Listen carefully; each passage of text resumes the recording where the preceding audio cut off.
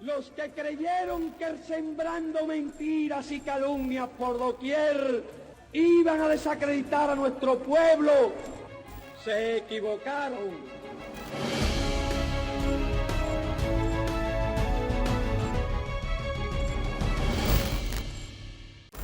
La búsqueda del sueño americano también termina en tragedia como la que ha sufrido un grupo de migrantes cubanos cuyo bote naufragó frente a los cayos de la Florida. Hay al menos 2 muertos y 10 desaparecidos. Un SOS está enviando el defensor del pueblo de Colombia, Carlos Camargo, tras la muerte de Brian Corrales, un menor cubano de 14 años quien intentaba cruzar la selva del Tapón del Darién. El video de un tiburón devorando los restos de Alexis Pérez Fernández, un balsero cubano, cerca de las costas de México, se hizo viral. Su familia, desesperada, suplica ayuda. Durante 6 décadas, la política migratoria de Estados Unidos hacia Cuba ha costado vidas humanas. Tras el triunfo de la revolución, los sucesivos gobiernos de la nación norteña han estimulado el éxodo irregular, desordenado e inseguro desde la isla. Un proceso que inició en 1959, cuando tuvo lugar una modificación inmediata de los componentes migratorios tradicionales. Hay periodos importantes en este proceso que están marcados a finales del año 59, digamos hasta el año 62. Están migrando más de 200.000 personas hacia Estados Unidos.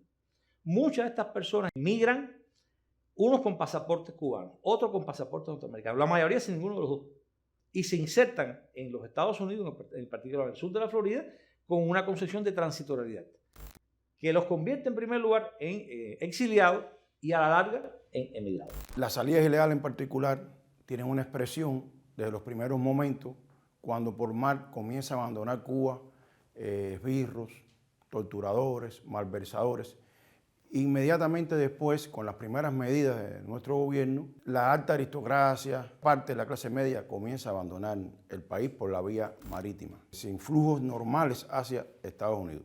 El año 59 y el año 60 marcan además un elemento que se ha mantenido hasta ahora, que es una rareza en la historia migratoria, y es que en el mismo país donde está el principal asentamiento de la migración de un país, se convierte además en el principal antagónico del proyecto de nación, ya no solamente de revolución, es el caso de Estados Unidos y de Cuba. Desde un primer momento, la politización mediatiza la relación migratoria entre ambas naciones. Los ciudadanos cubanos que arribaron a territorio estadounidense sin importar la vía, exactamente luego del 1 de enero de 1959, fueron beneficiados bajo el estatus de refugiados.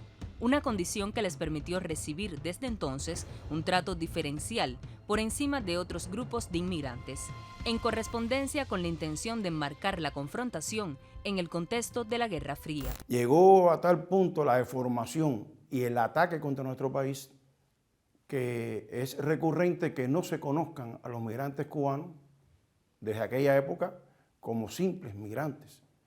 El migrante cubano es un exiliado, el migrante cubano es un refugiado, el migrante cubano es el que se fuga, es el que se escapa, pero realmente no es la persona que viaja a otro país buscando mejores condiciones económicas, reunificación familiar u otras causas. La palabra refugiado político corresponde a su vez a un elemento jurídico dentro de la política migratoria norteamericana, que es el refugio político, y que está marcada en el caso de Cuba con un elemento de antecedente, y es la Ley de Ajuste Cubano de 1966.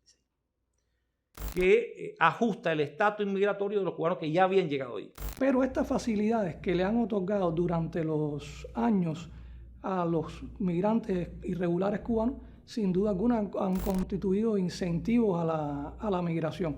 En un momento tuvimos pies secos, pies mojados, en otro momento tuvimos el parol para el personal de la salud. Hoy aún se mantiene vigente la ley de ajuste cubano, que reitero, le brinda al migrante cubano una certeza fundada de que puede llegar a los Estados Unidos de manera irregular, de que puede entrar a pesar de los acuerdos migratorios que se han firmado durante todos estos años con las distintas administraciones estadounidenses y regularizar su estatus migratorio.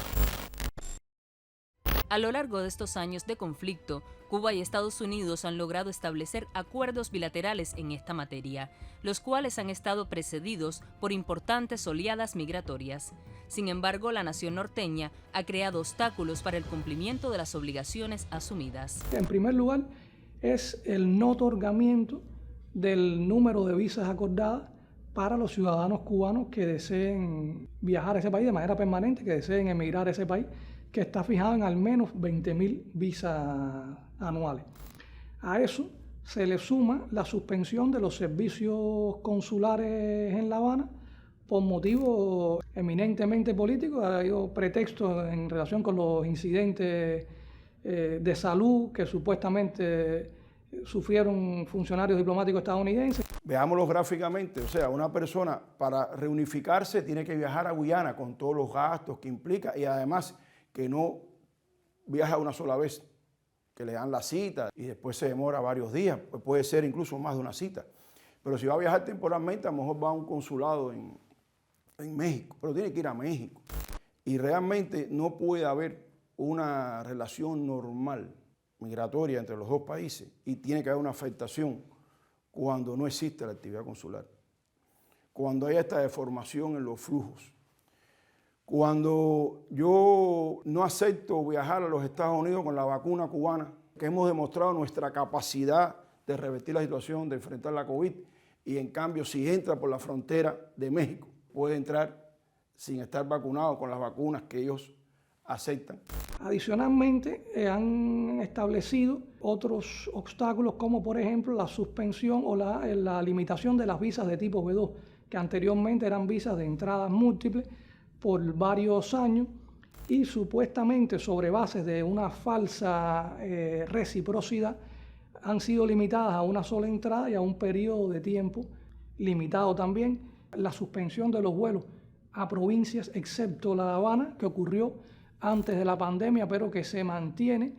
La suspensión de los cruceros, que no era una vía comúnmente utilizada para los viajes de los cubanos, ni de Estados Unidos hacia Cuba, ni de Cuba hacia Estados Unidos, pero que hubo personas que utilizaron esa vía también para viajar. O sea, han creado una serie de obstáculos que hoy hacen extremadamente difícil al ciudadano cubano viajar a Estados Unidos y también los ciudadanos que residen en ese país poder viajar a Cuba a visitar a sus familiares. Entonces, ¿cómo entender este entramado? Por una parte, la existencia de acuerdos migratorios que al final son incumplidos debido a los crecientes obstáculos creados por el gobierno estadounidense.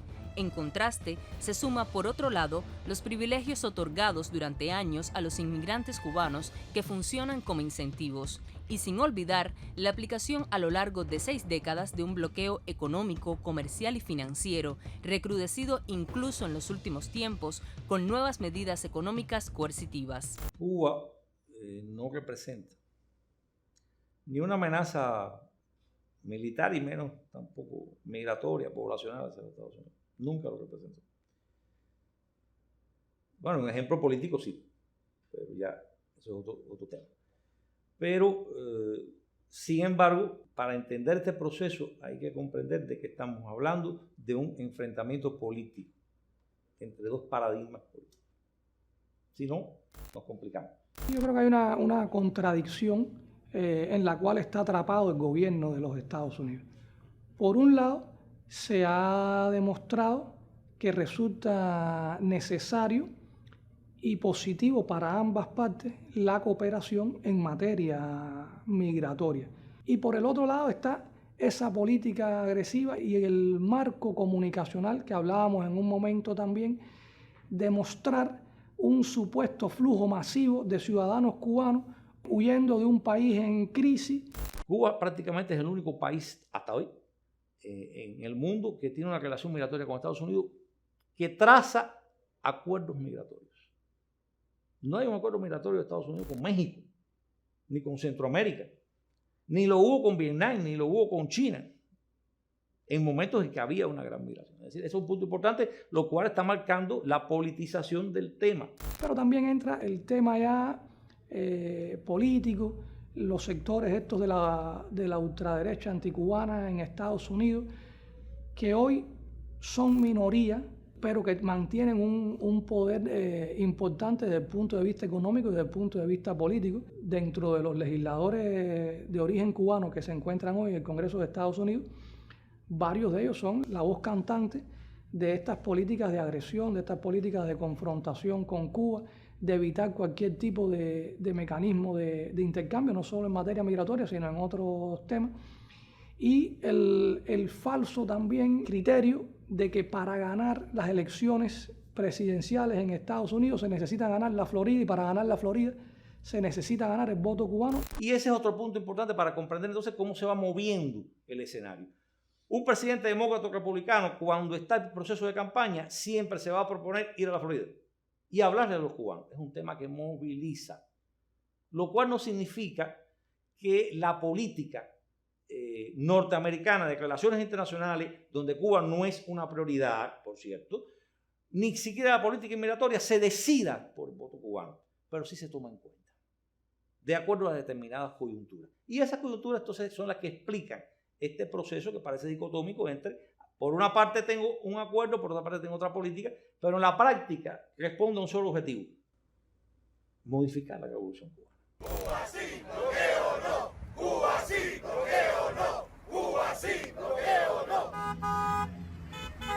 Cuando hoy una gran parte de los cubanos radicados en Estados Unidos aboga por una relación constructiva con su país de origen, las campañas mediáticas intentan presentar una comunidad que apoya la confrontación para diluir la responsabilidad del gobierno norteño en la política de cerco contra la isla. Hay varias campañas a nivel internacional que favorecen estos vínculos entre Cuba y sus nacionales en el exterior, que se oponen al bloqueo, que hacen un llamado por el restablecimiento de los servicios consulares en La Habana, que hacen un llamado por el restablecimiento del programa de reunificación familiar, y todo eso se invisibiliza. Cualquier manifestación de la comunidad cubana en ese sentido no ocurre en los medios de prensa de Estados Unidos, no ocurre en las redes sociales, no son tenidos en cuenta ni son divulgados por los influencers que de alguna manera prestan atención a los vínculos entre Estados Unidos y Cuba, y sin embargo se magnifica cualquier acción que vaya en contra de los vínculos, que favorezca el bloqueo. Mientras tanto, Cuba continúa apostando por fortalecer los vínculos con sus ciudadanos residentes en el exterior. El 14 de enero de 2013 entró en vigor la actualización de la política migratoria. Como resultado, se han aplicado 33 medidas que reflejan la voluntad de la nación de profundizar los lazos con su emigración, así como de garantizar un flujo de viajeros regular, ordenado y seguro. Y esa política se ha ido ampliando, se ha ido actualizando ya con nuevos objetivos. A medida que se van alcanzando metas, nos vamos proponiendo nuevos objetivos.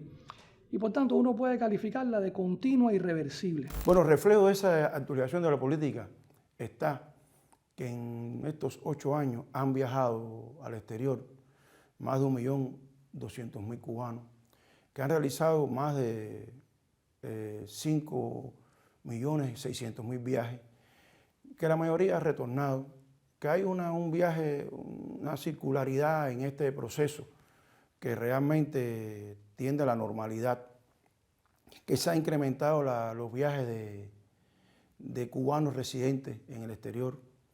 Hay casi 800.000 cubanos que han viajado en residentes en estos años, han hecho más de 3,5 millones de viajes. Hemos escogido y hemos seguido esta política de acercamiento que no tiene marcha atrás. A algunos les podrá parecer que se ha avanzado mucho, a otros les podrá parecer que se ha avanzado poco, a otros les podrá parecer que se ha avanzado lo suficiente. Lo que nadie podrá desconocer es que se ha avanzado en materia de mejores y mayores vínculos entre Cuba y sus nacionales en el exterior.